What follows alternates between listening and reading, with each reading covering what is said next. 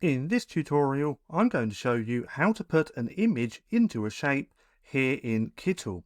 Now, Kittl makes this super easy to do because they also have frames just like Canva, but they're called masks. Now, to find these, we want to come over here on the left-hand side where it says Elements. Now, if we look just here, we're going to see masks. Now, if for some reason it's not there, we can come to the search bar and type in masks as well. Now, if we click on Show All, we can see all of the different types, and there's lots of different shapes.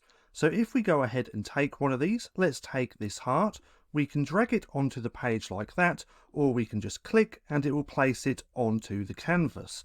Now, if we enlarge this, all that we now have to do is take our image. We can use images here in Kittl as well, or images which we've uploaded ourselves. So now if we come over to Photos, and if we take one of these, let's take this again, we can drag and drop, or we can just click onto the page. If it's on the page like this, all we have to do is drag it into the shape, just like that.